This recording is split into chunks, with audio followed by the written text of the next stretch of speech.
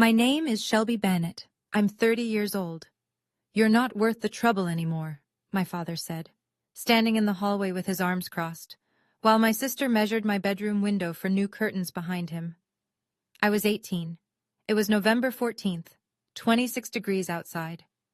I had $42 in my pocket, a 2003 Honda Civic with a cracked heater, and no one to call. I slept in that car for 3 nights straight. Not once did my phone ring. Not my mother, not my sister, not a single soul from the family that raised me. 12 years later, my father found me online. He sent a message expecting a warm reunion. What he got back was a reply that made him sit in his truck and cry for an hour straight. But what broke him wasn't my anger. It was the one piece of evidence I attached. Something his favorite daughter never thought I'd find. I'll get to that reply.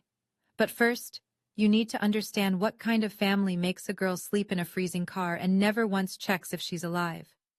Before I go on, if this story resonates with you, please take a moment to like and subscribe. But only if you genuinely connect with it. I'd love to know where you're watching from right now and what time it is. Drop it in the comments. Now let me take you back to the fall of 2013, the night everything fell apart. My father, Gerald Bennett, was a United States Marine for 14 years. He ran our house the way he ran his unit, lights out at 10, chores on a rotation chart taped to the refrigerator, and absolutely no backtalk. If you disagreed with him, you were insubordinate. If you raised your voice, you were disrespectful. And if you did both, God help you. My mother, Patricia, was the opposite. Soft-spoken, gentle. The kind of woman who would bake cookies for a neighbor's funeral, but couldn't look her husband in the eye when he was angry. She loved us. I never doubted that. But love without courage is just watching. Then there was Jocelyn, my older sister, 20 years old, the golden child. She had a gift, not for art, not for school, but for knowing exactly what my father wanted to hear and delivering it with a smile. Yes, sir. You're right, Dad. I'll handle it. She was fluent in obedience, and in our house, obedience was currency. Me? I was the loud one, the difficult one, the one who asked why, when everyone else said yes, sir. I wasn't a bad kid. I made honor roll twice. I worked weekends at a sandwich shop, but I talked back, and in Gerald Bennett's home, that was an unforgivable sin. The night of November 14th started with a smell. My father claimed he caught something strange drifting from upstairs. He announced, not asked, announced, that he would be inspecting both bedrooms. I wasn't worried. I had nothing to hide. He started with my room, pulled open the top drawer of my desk, and there it was. A small Ziploc bag with something green inside. I'd never seen it before in my life. He didn't ask me a question, didn't give me a chance to speak. He just pointed at the hallway and said, "Pack your things." I looked past him. Jocelyn stood at the end of the hall. She wasn't surprised. She wasn't upset. She smiled, small, quick, then turned and walked away. I didn't understand that smile. Not then. It would take me 10 years to learn what it meant. I turned to my mother. She was standing in the kitchen doorway, dish towel twisted between her hands, tears already running. "Mom, please, it's not mine." She opened her mouth. Nothing came out. My father's voice cut through the hallway. "Patricia, don't." She closed her mouth, looked at the floor, and said the words I'll carry for the rest of my life. "Just go, honey. Let him cool down. I'll talk to him." She never talked to him. Not that night, not the next day, not once in 12 years. I went upstairs. My hands were shaking so hard I could barely fold a shirt. I grabbed what I could. Clothes, my wallet, my phone charger, a jacket that wasn't warm enough. I didn't own a suitcase. I used a garbage bag. While I was stuffing jeans into black plastic, Jocelyn appeared in the doorway. She was holding a tape measure. "I'm so sorry this happened, Shell," she said. Her voice was soft, practiced. She even tilted her head like she'd seen people do on television. But her eyes were already scanning the room, the window, the closet, the corner where my bed sat. She was measuring for curtains before I'd finished packing. I dragged my bag down the stairs, across the living room, through the front door. My father stood on the porch, arms folded, jaw locked. He didn't look at me. He looked past me, At the yard, at the dark, at anything that wasn't his 18-year-old daughter leaving with a trash bag in November. As I stepped off the porch, I heard Jocelyn's voice behind me, soft and sweet, threading through the screen door. "I tried to warn you, Dad. She's been like this for months." I sat in the Honda, turned the key. The engine coughed to life. The heater rattled, then blew cold air. Just cold air, 26 degrees, $42. And that was that. The first night, I parked in the Walmart lot on Route 35. I pulled my jacket tight, draped my one spare hoodie across my legs, and sat there with the engine off because I couldn't afford to waste gas on a heater that didn't work. The windshield frosted over within an hour. I could see my breath. I pressed my forehead against the steering wheel and told myself I'd figure it out in the morning. I didn't sleep, not a single minute. The second night, I moved to the lot behind the public library. Quieter, darker. I figured nobody would bother me there. At 3 in the morning, a flashlight hit my window. A security guard, older guy, gray mustache, brown uniform. He knocked gently. "You okay, miss?" "Yes, sir." He studied me for a moment, nodded, walked away. That man, a stranger whose name I never learned, was the first person to ask me if I was okay in 48 hours. Not my father, not my mother, not my sister. A man with a flashlight and a $10 an hour badge. The third night was the worst. My fingers went numb around 9 o'clock and didn't come back. I tried calling my father. The number had been blocked. I called my mother. It rang 6 times. No answer. I called Jocelyn. Straight to voicemail. I sat there staring at my phone. 3 contacts. 3 silences. At 11 p.m., I called my best friend, Rachel Hollis. She picked up on the second ring. "Shelby, what's wrong?" I couldn't get the words out. My jaw was shaking too hard. "Stay right there," she said. "Mom's coming." 32 minutes later, headlights swept across the library lot. Diane Hollis stepped out of her minivan and opened my car door. She took one look at me, purple lips, white fingertips, my whole body trembling, and her face changed. She was a registered nurse. She knew exactly what she was seeing, early-stage hypothermia, 3 nights of it. She didn't say, "What happened?" She didn't say, "Let's talk about this." She wrapped a blanket around me, helped me into her passenger seat, and said the only thing that mattered. "You're safe now. That's the only thing that matters tonight." I woke up the next morning in the Hollis's guest bedroom, under a quilt that smelled like lavender fabric softener. For about 4 seconds, I didn't remember. Then it hit, all of it, and I stared at the ceiling while my chest caved in. The smell of oatmeal pulled me downstairs. Diane was at the stove. Rachel sat at the kitchen table, still in pajamas, red-eyed like she'd been up all night. Nobody rushed me. Nobody asked questions. Diane just set a bowl in front of me and sat down across the table. Then she said it. "You deserve a seat at a table where you don't have to fight for a plate." That was the moment. Right there. 11 words from a woman who owed me nothing. And they did what 18 years in my own home never could. They told me I was allowed to exist without earning it. I cried. Hard. The ugly kind. Rachel held my hand and didn't let go. When I could breathe again, Diane laid out the terms. I could stay, rent-free, under 3 conditions. Finish my GED by spring, find part-time work, start applying to community college by summer, no exceptions, no charity, structure, and a future. I agreed to all of it. The next Monday, I started as a cashier at CVS, 4 days a week. Evenings, I studied. It wasn't glamorous, it wasn't inspirational. It was just survival, one 12-hour day at a time. 2 weeks after I left home, I sat at the Hollis's kitchen table and wrote my father a letter. By hand. 2 pages. I told him the drugs weren't mine. I told him I loved him. I told him I just wanted to come home. I mailed it on a Tuesday. It came back 4 days later. The envelope was still sealed. Not a single crease, not a single fingerprint on the flap. Across the front, in my father's handwriting, I'd recognize it anywhere, those sharp capital letters from years of military forms. 2 words, return to sender. He didn't open it.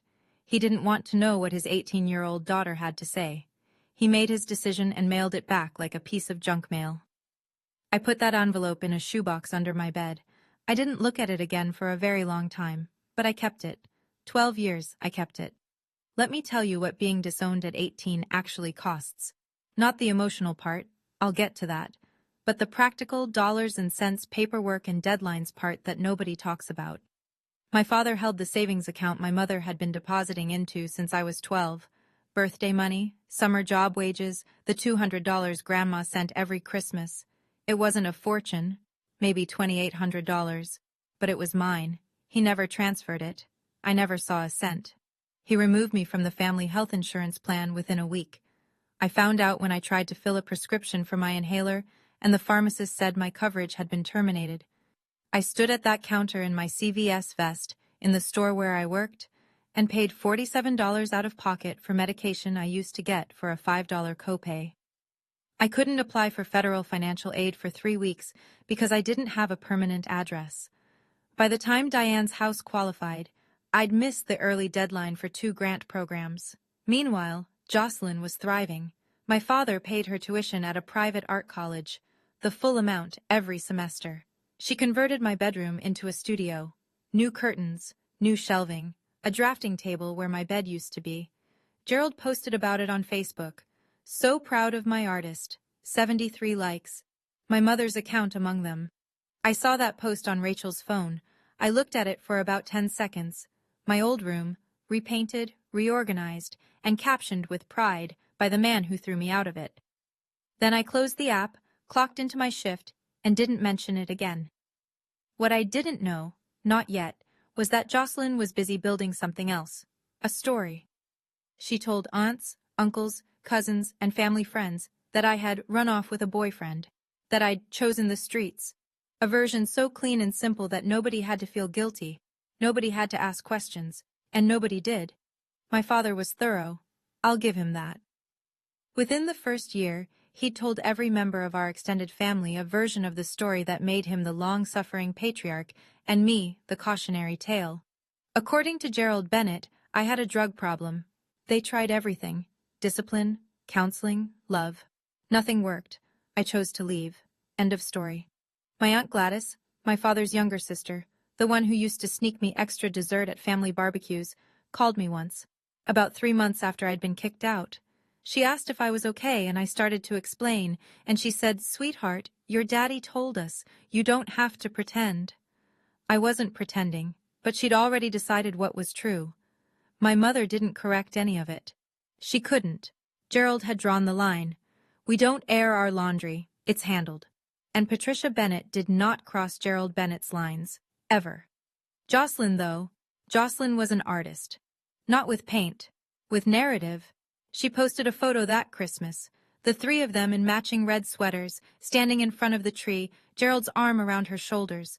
The caption read, "Grateful for my little family." 3 people, a family photo with a hole in it, and she framed the hole as a feature. Megan Torres, a mutual friend from high school who'd stayed in contact with both of us, told me something Jocelyn said at a party that winter. Casual, almost cheerful, like she was commenting on the weather. "Honestly, it's better without her. The house is so peaceful now." When Megan told me that, I was sitting on the floor of my room at the Hollis's house, studying for my GED. I put the phone down, stared at the wall, and then I opened my textbook and kept going. There was nothing else to do. 6 months after being kicked out, I almost gave up. It was a Wednesday. I'd just finished a double, 8 hours at CVS, then 4 hours bussing tables at a diner on 5th Street. My back ached, my feet were swollen. I sat in the Honda in the Hollis's driveway because I didn't have the energy to walk inside, and a thought slid through my head so quietly it almost felt like my own voice. Maybe he was right. Maybe I am the problem. I don't know how long I sat there, long enough for the windshield to fog. Diane found me at 2 in the morning. Not in the car. I'd eventually dragged myself inside, but in the kitchen, sitting on the floor with my back against the cabinet, crying into a dish towel. She didn't hug me. She didn't tell me it would be okay. She pulled out a chair, sat down across from me, and waited until I could look at her. Then she said, "If you believe what he said about you, he wins. And he doesn't deserve to win. She didn't raise her voice. She said it the way she said everything, like a fact, like a diagnosis. And something inside me shifted. Not all at once, not dramatically, just a small, hard turn, like a key finding its groove. The next week, I submitted my application to Columbus State Community College, nursing program. I wrote the personal essay in one sitting. I didn't mention my family. I wrote one sentence that carried me through the next 4 years. I want to take care of people who have no one. I got the acceptance letter on a Friday. Diane stuck it on her refrigerator with a magnet shaped like a sunflower. Rachel took a picture. Nobody from the Bennett family called that year, or the next, or the next, or the next. In 4 years, not a single word from anyone who shared my last name. And I kept going. Nursing school was 4 years of not enough sleep and too much coffee. I worked 2 jobs the entire time, CVS and the diner. And I studied everywhere. Bus stops, break rooms, the laundromat on Parsons Avenue while my scrubs dried. My GPA was 3.8. I made the dean's list 5 semesters in a row. Not because I was smarter than anyone else, because I had something most students didn't. The specific bone-deep terror of becoming the person my father said I was. Graduation day, May 2017. 4 people sat in the audience. Diane, Rachel, 2 coworkers from the diner who'd covered my shifts so I could study for finals. That was it. 4 people in a sea of hundreds, in a stadium full of parents holding flowers and balloons and signs that said, "We're so proud of you." No one held a sign for me. When they called my name, summa cum laude, I crossed that stage and shook the dean's hand and smiled wide for the camera. But if you looked closely at the photo, and I mean really closely, you'd see it. The smile reached my mouth but stopped just short of my eyes. I posted one picture on my private profile that night. No long caption, no gratitude list, just 2 words, RN, finally. Rachel: "You did it, Shell." Me: "No, we did it." Diane hugged me so hard I heard her back crack. She whispered in my ear, "Your mother would cry if she could see this." I pulled back, looked at her, and said the truest thing I knew. She can't. That's the point. While I was crossing that stage, Jocelyn was living in our parents' house, having dropped out of art school in her 3rd year. My father was still paying her bills. Nobody in the Bennett family mentioned me. I was erased. Not with anger, but with silence, which is worse. But what I didn't know yet was that my mother had seen the photo. Someone, I still don't know who, had sent it to her. And she cried. Not from pride. From the realization that her daughter had graduated and she hadn't been there, and the distance between those 2 facts was entirely her fault. Years later, Megan told me the full story. I'm going to share it because it matters. Not for sympathy, but for context. At some point after I left, my mother created a fake Facebook account. Generic name, stock photo of a sunset, no friends, no posts, no activity. Its only purpose was to follow my private profile, which she could just barely see through the gaps in my privacy settings. A profile picture here, a public comment there. She watched me from behind a screen name that wasn't hers, in a house where even that small act of care had to be hidden from her husband. Patricia wrote me messages, dozens of them apparently, on holidays, on my birthday, late at night when Gerald was asleep. She'd type them out, reread them, and delete them before hitting send. Every time. For years. She never sent a single one. I want to be clear about something. I understand why she was afraid. Gerald Bennett was not a man who tolerated dissent, and by the time I was kicked out, my mother had spent 25 years learning that lesson. Fear is real. I don't minimize it. But here's what I also know. Loving someone from a distance doesn't count if you chose the distance. She had a car. She had a phone. She could have driven to the Hollis's house any Tuesday afternoon while Gerald was at work. She didn't. Fear kept her still, and stillness kept me alone. There's one more thing. Jocelyn found out about the fake account. Megan told me this too. Jocelyn didn't report it to Gerald. That would have been too direct. Instead, she used it as leverage. Quiet, surgical leverage. "I know what you're doing online, Mom. Don't make me tell Dad." That was Jocelyn, always holding the leash she never had to pull because the threat was enough. My mother stayed silent, my sister stayed in control, and the years kept passing. After graduation, I took a position at Riverside Methodist Hospital in Columbus. Emergency department, 12-hour shifts, chaos and adrenaline, and the kind of exhaustion that doesn't wash off in the shower. I loved it. Within 2 years, I was nominated for Nurse of the Year at the department level. I didn't win, but the nomination caught the attention of someone who would change my trajectory. Dr. Marcus Webb was the attending physician in our ER, mid-40s, calm under pressure, the kind of doctor who actually learned nurses' names. He pulled me aside one afternoon between traumas and said something I wasn't expecting. "You don't just treat patients, Shelby. You see them. That's rare. Have you thought about going further?" He meant nurse practitioner, a master's degree, independent practice authority, the ability to run my own clinic someday. It was a path I hadn't considered because no one had ever suggested I was capable of it. Dr. Webb wrote my recommendation letter. I applied for a scholarship at Ohio State. I got in. During those years, I didn't date. Not once in 5 years. It wasn't a conscious decision at first. I was too busy, too broke, too focused. But eventually, I had to be honest with myself. I didn't trust anyone to stay. My family had taught me that love was conditional, that it could be revoked in a single evening, and that the people who said, "I'll always be here," were often the first to leave. That kind of lesson doesn't unlearn easily. I finished my NP in 2021, and almost immediately, an idea took root. One that had been growing quietly since the night Diane Hollis pulled me out of a freezing car. A clinic. Free. For the people nobody else was treating. Specifically, homeless veterans, men and women who served this country and came home to nothing. Men like my father, if he'd been less lucky. I chose that population for a very specific reason. I knew what it felt like to be abandoned by the people who were supposed to protect you.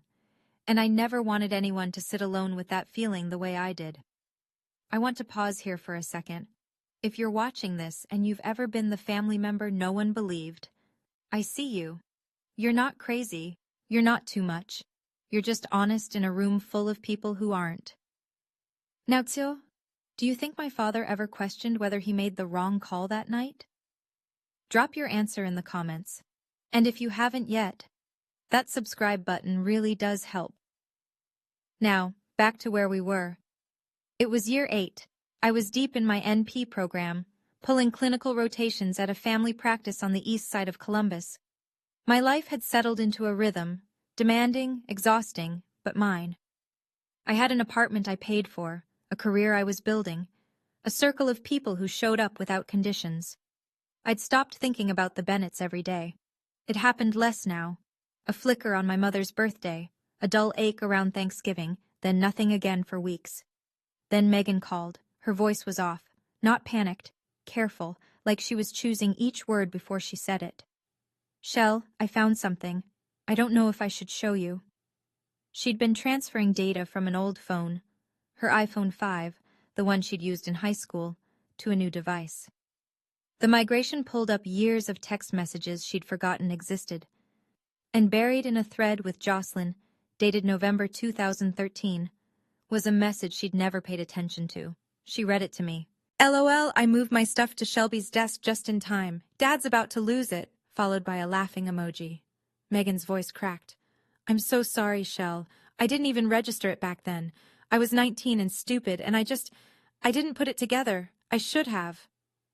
I didn't respond right away. The room was very still. I could hear the clock on my kitchen wall ticking. "Send it to me," I said. She did. A screenshot. Time-stamped. Jocelyn's name at the top. The text in a gray bubble, casual and grinning, like she was telling a joke. "LOL, I moved my stuff to Shelby's desk just in time." My stuff, her drugs, in my desk, on purpose. 12 years, Megan. I was 18 and freezing in a parking lot because of a text message with a laughing emoji. I saved the screenshot. I didn't show it to anyone. I didn't know what I'd do with it, or if I'd ever do anything at all.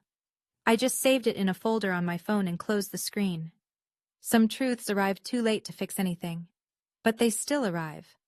Building a clinic from nothing takes exactly as long as you think it does, plus 2 years.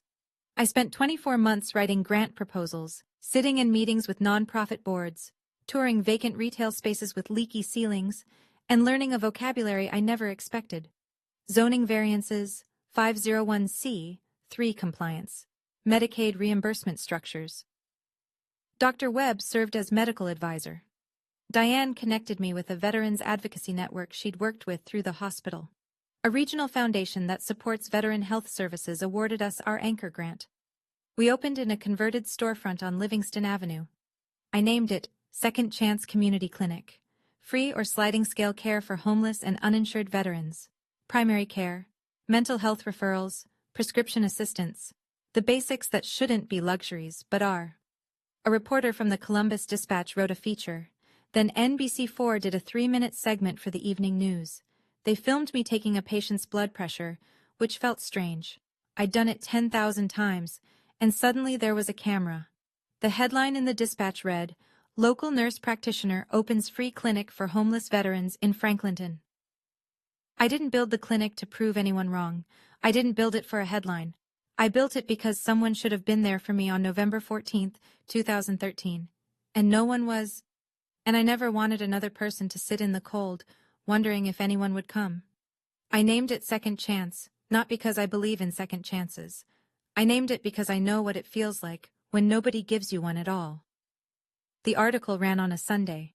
It circulated locally, picked up a few shares online, and faded into the news cycle within a week. But it didn't fade for everyone. Somewhere in Dayton, Ohio, an hour west of Columbus, that article landed on a screen it was never meant to reach. I didn't know that yet. There's a nightstand in my apartment. Plain oak, second-hand, 1 drawer. Inside that drawer, I keep 3 things. Not mementos, not keepsakes. Evidence. Evidence of a life that happened before this one. The first is a photograph.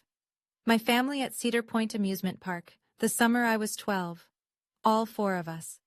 My mother's arm around my shoulders, Jocelyn making a peace sign, my father squinting into the sun with something that might have been a smile. It's the last photo where everyone is present and no one is pretending. The second is a bracelet. Thin silver chain with a tiny star charm. My mother gave it to me on my 16th birthday. She fastened it around my wrist and said, "For my little star." I stopped wearing it the night I left, but I didn't throw it away. The third is the envelope, yellowed now.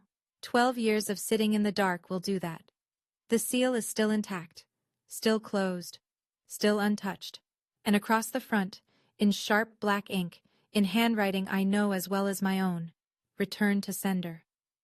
I don't reread the letter. I don't need to. I remember every word. "Dad, I didn't do it. Please believe me. I love you. I just want to come home." I was 18. I spent a stamp and every ounce of dignity I had left on those sentences.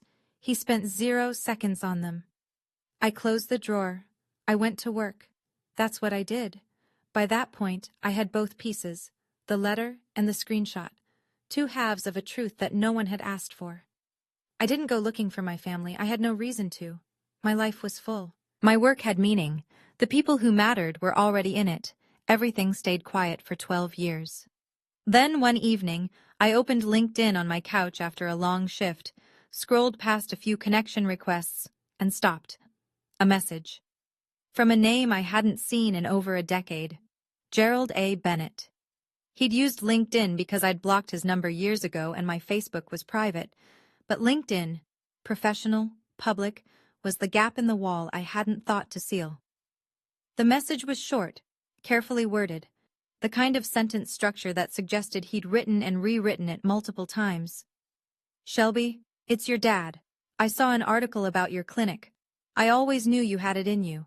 I'd like to talk. Mom misses you. We all do." I read it 3 times. My hands weren't steady. Not from fear, from anger. The slow, deep kind that lives underneath everything and only surfaces when someone says exactly the wrong thing in exactly the wrong way. I always knew you had it in you. You always knew. You. The man who told me I wasn't worth the trouble.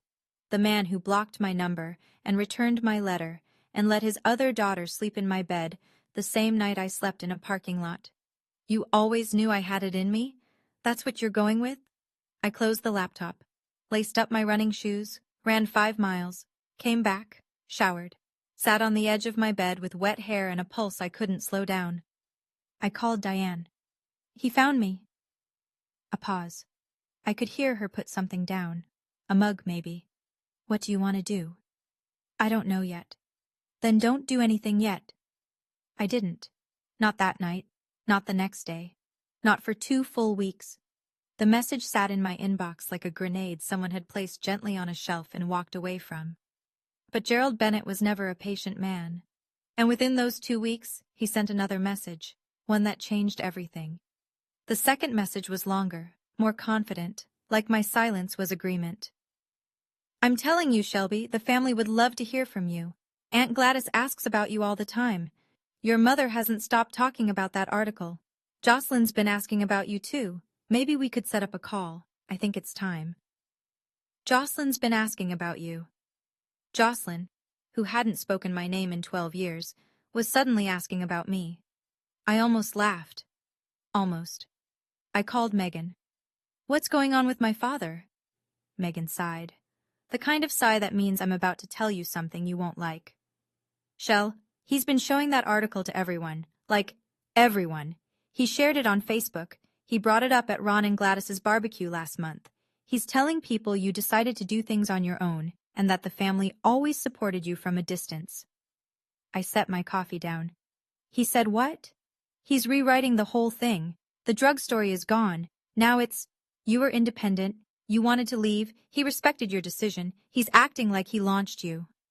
He threw me out, Megan. I know. He told them I was on drugs. I know. And now he's saying he supported me? He shared the Dispatch article with the caption, Proud Dad Moment. 61 likes. I sat with that for a long time.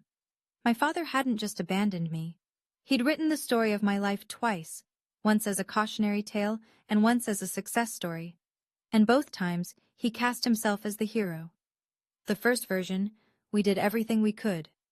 The second version, she got her strength from us. Neither version included the truth. Neither version included a frozen parking lot, a returned letter, or a laughing emoji. He didn't want me back. He wanted the narrative back, and he needed my cooperation to finish writing it. I sat on it for 3 more days. I went to work. I saw patients. I restocked supply closets and reviewed intake forms and did everything exactly the same as before. But underneath it all, something was building. Not rage, not revenge, just clarity. The kind that comes when you've been holding a question for 12 years and the answer finally stops being complicated. I called Diane on a Tuesday evening, told her about the second message, told her about the Facebook post, told her about the rewritten narrative. She listened. Then, you don't owe him a thing, but if you write back, write for you, not for him. I thought about what would happen if I stayed silent. Gerald would continue telling the family his version. Aunt Gladys, Uncle Ron, every cousin and in-law. They'd all believe the story of the proud father and the independent daughter. I'd be erased twice. Once when he threw me out, and again when he pretended he didn't. That was the thing I couldn't live with. Not his cruelty. I'd survived that. His revision. The idea that he could take 12 years of my suffering and repackage it into a feel-good Facebook caption. That my truth would never exist outside my own head. I didn't sit down to write a revenge letter. I sat down to tell the truth. There's a difference, and it matters. I opened my laptop, created a new document, and I started with the date, November 14th, 2013. It took me 3 hours.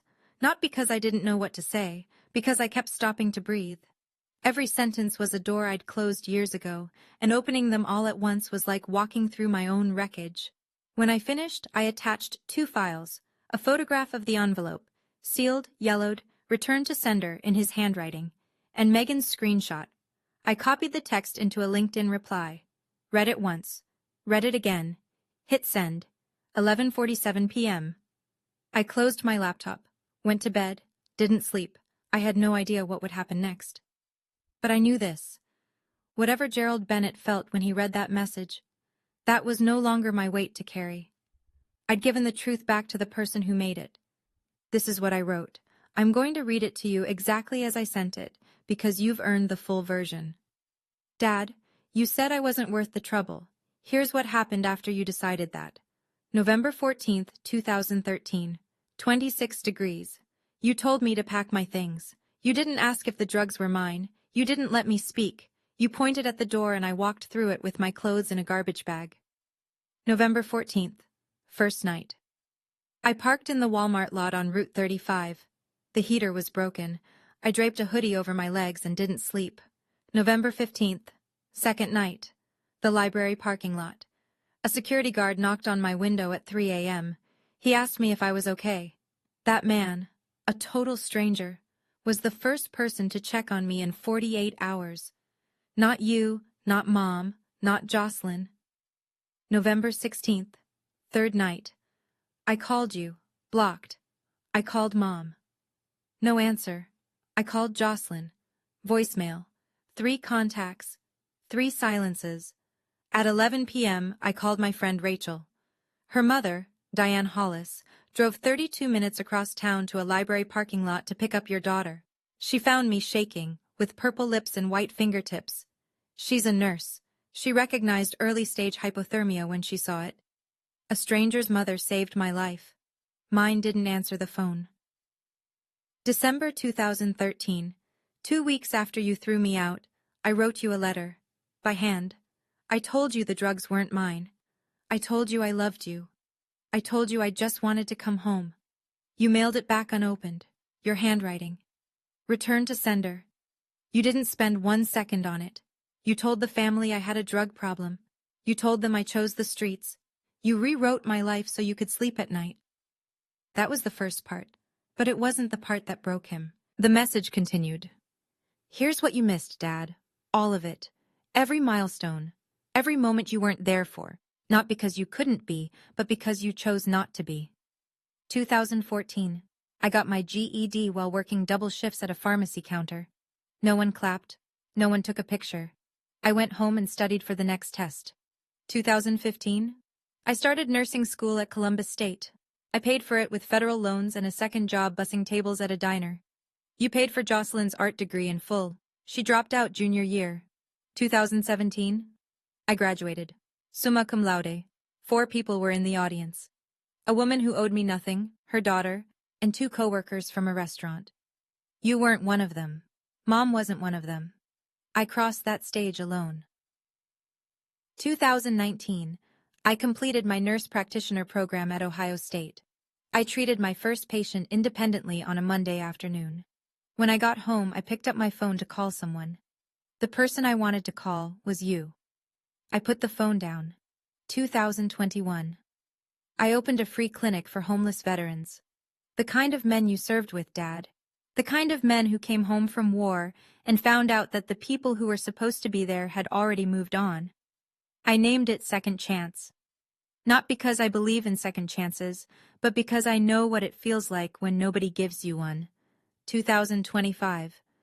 You found me online. You said, I always knew you had it in you. You didn't know. You weren't there. Knowing requires presence, Dad. You were absent for 12 years. You didn't just miss my life. You chose to. I paused there, took a breath. Then I wrote the last section, the one with the attachments. One more thing, Dad. You kicked me out because you found drugs in my desk. I told you they weren't mine. You didn't believe me. You didn't even ask. They were never mine. I've attached a screenshot. It's a text message from Jocelyn to a mutual friend, dated November 2013, the same month you threw me out. It reads, LOL, I moved my stuff to Shelby's desk just in time. Dad's about to lose it. Followed by a laughing emoji. Your golden child put her drugs in my desk drawer and stood in the hallway watching you throw me out. She measured my bedroom window for new curtains before I finished packing a garbage bag. And then she spent 12 years playing the loyal daughter while I slept in a car. I've also attached a photo of the letter, the one I sent you 2 weeks later, sealed, unopened, your handwriting across the front, returned to sender. Your 18-year-old daughter wrote, I love you, I just want to come home. And you mailed it back like junk mail. I kept both, not as weapons, as proof that I tried and you didn't. I'm not writing this to hurt you, I'm writing it because you asked to reconnect, and I think you should know what you're reconnecting to. Not the version you told the family, not the proud dad moment you posted on Facebook, the real version. I don't hate you, Dad, but I can't give you the reunion you're looking for. You're not reaching out because you miss me. You're reaching out because my name was in the newspaper and you need a new story to tell. I won't be your story, I'm my own. Shelby. That was the reply. Every word. I sent it at 11:47 on a Tuesday night and closed my laptop. I didn't know when he'd read it. I didn't know how he'd react. I only found out later. Through Megan, through Gladys, through the slow, jagged chain of people who witnessed what came after. Here's what I was told. Gerald read the message in the living room. Patricia was in the kitchen. He was sitting in his recliner, the same one he'd been sitting in for 20 years, scrolling through LinkedIn on his phone. He opened my reply expecting, I imagine, something warm, something grateful, something that confirmed the story he'd been telling. He read it in silence. Patricia said she heard nothing. No reaction, no gasp, no curse, just quiet. And then the sound of the front door opening and closing. She looked out the kitchen window. Gerald walked across the yard, opened the driver's door of his truck, a blue Ford F-150, Marine Corps sticker on the rear bumper, and sat behind the wheel. He didn't start the engine. He didn't turn on the lights. He just sat there. Patricia waited 10 minutes. Then 20. She put on her coat and walked outside with a glass of water. She tapped on the window. He didn't open the door. Through the glass, she could hear him. He was crying. Not the quiet kind. Not the composed, stoic kind you'd expect from a man who built his identity on discipline and control. The kind that shakes your shoulders. The kind you can't stop. She stood outside that truck for a long time. Eventually, she went back inside. An hour later, a full hour, Gerald walked back through the front door. His eyes were swollen. He didn't say a word. He placed his phone on the kitchen table, opened to my message, and pushed it toward Patricia. Read it. She did. Then she cried too. Gerald sat down across from her. And for the first time, according to what Megan later heard from Gladys, he asked the question he should have asked 12 years ago. Did you know? About Jocelyn? Patricia shook her head. Gerald picked up his phone and called Jocelyn. She didn't answer. He called again. Voicemail. He called a third time, a fourth. She never picked up. The next morning, he drove to her apartment. That was it. That was the reply. If you're still here, genuinely, thank you. Now here's my question. Do you think my father's tears were for me or for himself? Because I've thought about that for a long time and I still don't have a clear answer. Let me know in the comments. And if this story hits close to home, share it with someone who needs to hear it. Here's what happened next. I wasn't there for what happened at Jocelyn's apartment. Everything I know came through Megan, who heard it from Patricia, who heard it from Gerald. A chain of voices relaying the moment a family cracked along a fault line that had been there for 12 years. Gerald drove to Jocelyn's place the next morning, early, before 8. He knocked on the door hard enough that her neighbor opened theirs first. Jocelyn answered in a bathrobe. Dad? What's going? He held up his phone, the screenshot on the screen. Is this real? She looked at it. Her expression did something complicated. A flicker of recognition, then the mask sliding into place. That's taken out of context. Your sister slept in a car for 3 nights, in November, because of you. You're the one who kicked her out, not me. You're right. I did, because I believed you. That landed. You could tell, Patricia said, because Jocelyn didn't have a follow-up. For the first time in her life, the script ran out. Gerald didn't yell, he didn't slam anything. His voice, Patricia said, was the quietest she'd ever heard it, and that was somehow worse. Don't call the house for a while. He turned and walked back to his truck. Didn't look back. Jocelyn stood in the doorway. I'm told she called Patricia within the hour, sobbing, not apologizing, not explaining, but performing. Dad is attacking me because of Shelby. This is so unfair. I can't believe you're all taking her side. My mother, the woman who had spent 25 years choosing silence, said something she'd never said before. No, He's hurting because of what you did. So am I. And then she hung up. Megan told me Patricia's hands were shaking when she set the phone down. But she set it down, and she didn't pick it back up. The truth moved through the family the way truth always does when it's been delayed. Fast, messy, and without anyone's permission. Gerald called Gladys that same week, his younger sister. The one who'd called me once years ago and taken his word over mine. He told her everything. The screenshot, the letter, the parking lot, the hypothermia. Gladys was quiet for a long time. Then, "You let that girl sleep in a car, Gerald. She was a child." "I know." "And you told me she was on drugs." "I know." Gladys hung up and called me. I almost didn't answer. Her number had been absent from my phone for over a decade, and seeing it felt like a hallucination. But I picked up. "Sweetheart," her voice was thick. "I'm sorry. I should have checked. I should have asked you directly. I took his word and I shouldn't have." I sat on my couch and stared at the wall across the room. A small crack ran along the baseboard I'd been meaning to fix for months. "You believed what was easier to believe, Aunt Gladys."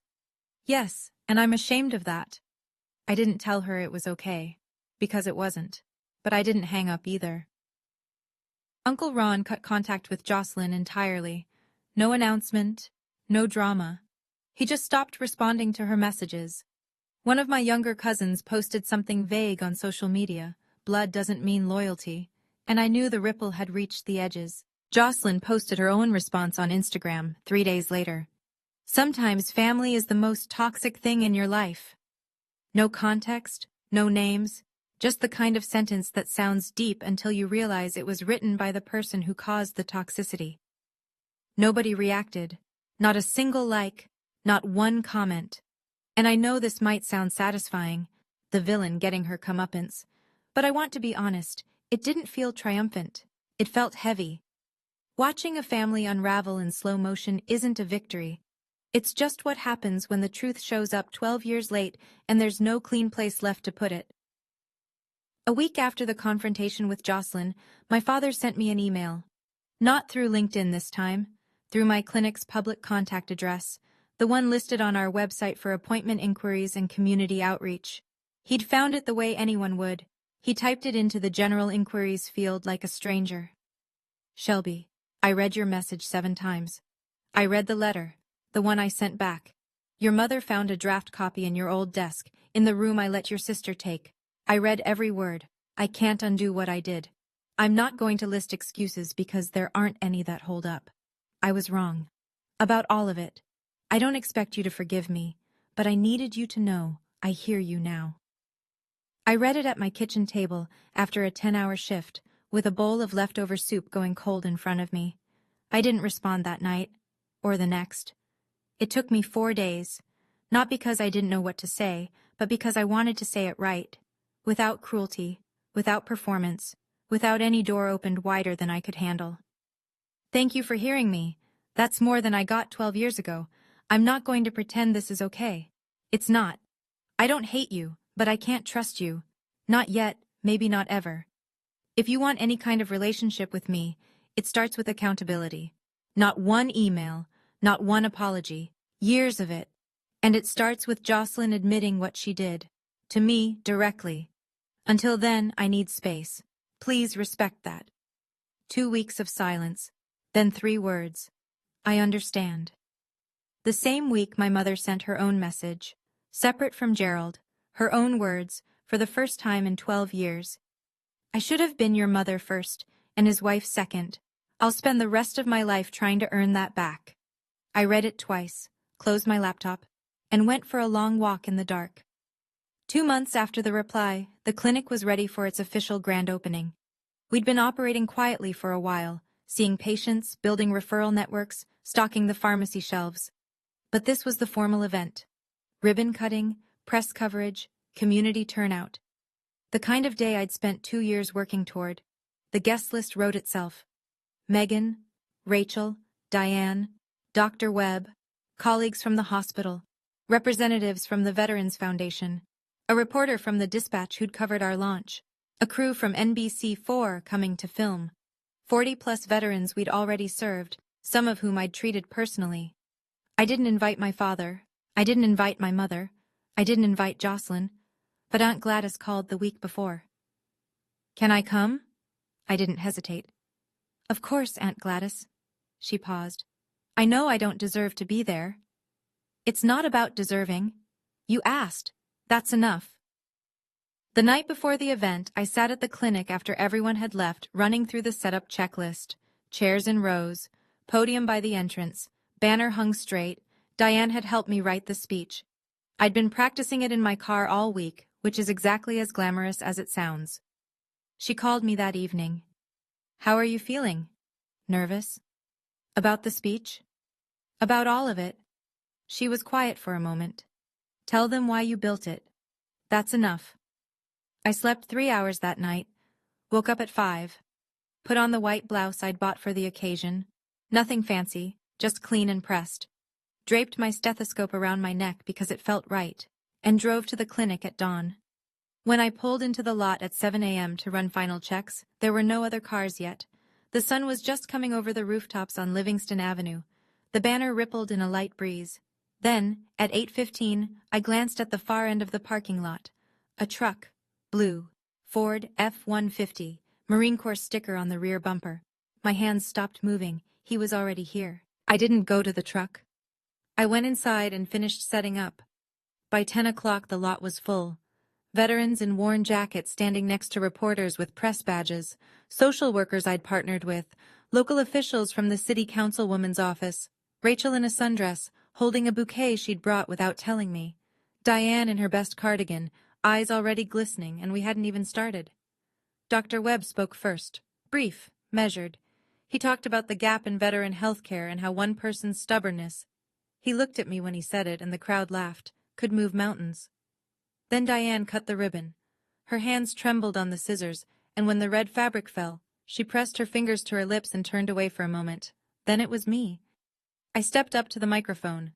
40-something faces. Some of them had slept outside last week. Some of them were here because this clinic was the first place that hadn't asked them to prove they deserved help. 12 years ago, I said, I slept in a car with no one to call.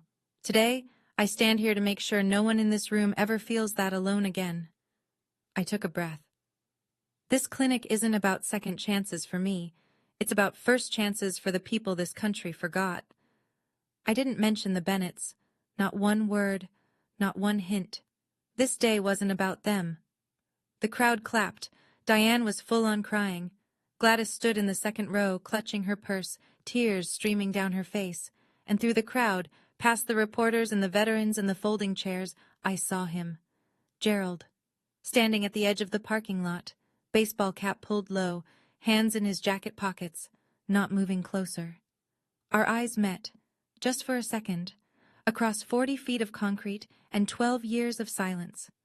I didn't walk to him, I didn't wave, I didn't look away. I nodded. Once. Small.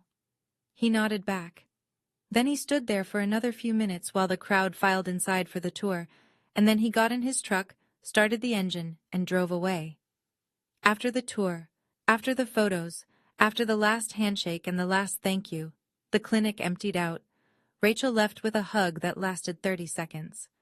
Dr. Webb shook my hand and said, "You did good, kid," which coming from him was the equivalent of a standing ovation.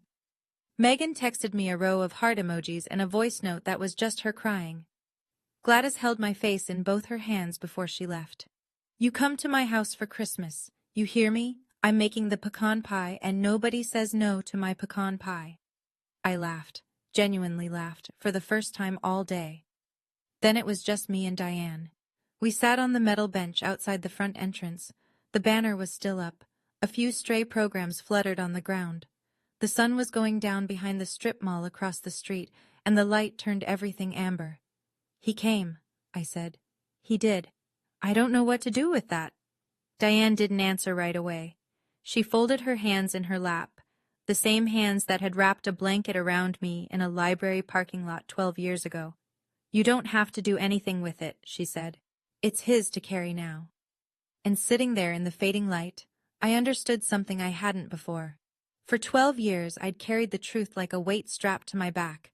The letter, the screenshot, the parking lots, the silence, all of it. The reply wasn't revenge. It was me handing the weight back to the person who created it. Here. This is yours. I'm done holding it for you. For the first time in 12 years, I felt light. Not because my father cried in his truck, not because Jocelyn was exposed, not because the family finally knew, because I no longer carried the truth alone. When I got home that night, the volunteers had left a card on my desk. 43 signatures, veterans, staff, friends. Inside, someone had written, "You gave us a place to belong." On the reception table, there was an envelope. No name. Inside, $500 in cash and a slip of paper. For the clinic. G. I put it in the donation box. No exceptions. No special treatment. Just another contribution to a place that existed because someone, once, decided a girl in a parking lot wasn't worth the trouble. I'm not going to stand here and tell you what to learn from my story. I don't think it's my place to give you a lesson. But I can tell you what I learned from living it. I don't tell this story so you'll hate my father. Gerald Bennett was a man driven by fear. He lost a brother-in-arms to addiction after the Gulf War, watched a man he trusted destroy himself, one fix at a time. That fear burrowed into him and never left. When he smelled something in the house and found a bag in his daughter's desk, every alarm in his body went off at once. He wasn't thinking. He was reacting to a ghost from 30 years ago. He was wrong. He was catastrophically, unforgivably wrong. But I understand the machinery that made him wrong, and that matters to me. I also don't tell this story so you'll feel sorry for me. I have a career, a clinic, a life I'm proud of. I built it with my own hands, on a foundation laid by people who chose me when my own family didn't. That's not tragedy. That's resilience. What I want you to take, if anything, is this. You have the right to set a boundary without writing a 5-page justification for it. You have the right to say this is not okay, even when everyone around you has agreed to pretend it is. And you have the right to refuse a reunion that's designed to benefit the people who hurt you, not the person who was hurt. Forgiveness is a door. I get to decide when, and if, I open it. And nobody, no matter how much they cry, no matter how many emails they send, gets to knock it down. That's not bitterness. That's just knowing where I end and they begin. It's been a little over a year since I sent that reply.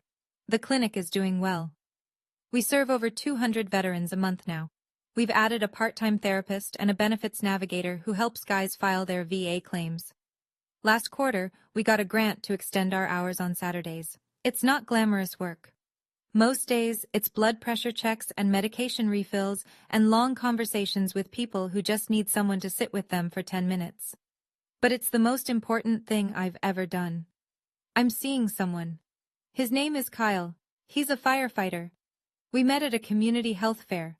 He was manning the fire safety booth next to our clinic's table, and we argued about whether CPR dummies are creepy. He's kind and steady, and he doesn't try to fix me. When I told him this whole story, he didn't say, "You should forgive them." He said, "What do you need?" And I knew. My father emails once a month. Short messages. Never pushing. Sometimes it's a question about the clinic, sometimes it's just thinking of you.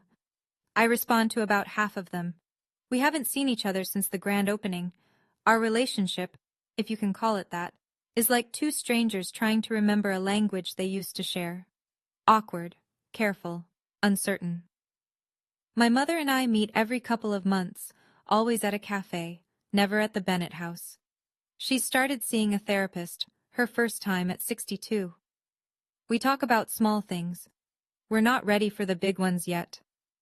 Jocelyn hasn't apologized, hasn't reached out, hasn't acknowledged anything. I don't wait for it. Some people never arrive at the truth, no matter how clearly you lay it out for them. Diane is still my family. She always will be. She hates the phrase second mom, and every time I use it she says, "I'm not your second anything, I'm just someone who answered the phone." But she smiles when she says it, and so do I. One more thing. A few months ago, I found out that my mother, using her old fake Facebook account, the one Jocelyn used to hold over her, had submitted an anonymous nomination for the Ohio Nurse of the Year award. She'd typed up a letter about my work, my clinic, my patients. She submitted it under a name I didn't recognize. I didn't win.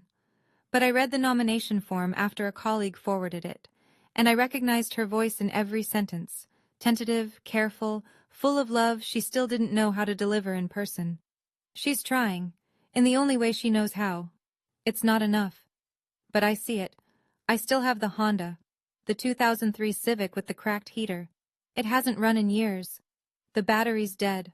The tires are flat. There's a permanent fog on the inside of the windshield that I don't think will ever come off. It sits in the back lot behind the clinic, tucked between a dumpster and the fence, and every single person on my staff has asked me at least once why I don't just junk it. I keep it because I need it there. On the hard days, and there are still hard days, even now. I walk around back, and I put my hand on the hood, and I stand there for a minute. The metal is cold or warm depending on the season, and either way, it brings me right back. To the girl in the Walmart lot, to the hoodie draped over her legs, to the frost on the windshield, and the silence on her phone, and the 26 degrees that almost took her. She was 18, she was terrified, and she was completely, totally alone. She deserved to be saved, and because no one came, she saved herself. If you're in that car right now, literally or otherwise, I want you to know something. You don't need anyone to open the door for you. You just need to find the person who will say, "You're safe now." And if you can't find that person yet, then be that person for yourself. Because you can. I know you can. I'm proof. My father told me I wasn't worth the trouble. 12 years later, 200 veterans a month walk through my doors because someone decided they were.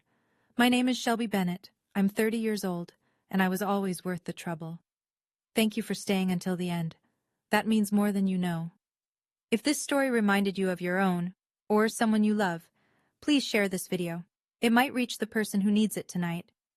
I'd love to hear from you. What would you have written in that reply? Drop it in the comments. I read every single one. And there's another story in the description that I think you'll connect with. Click it before you go. And remember, you're always worth the trouble.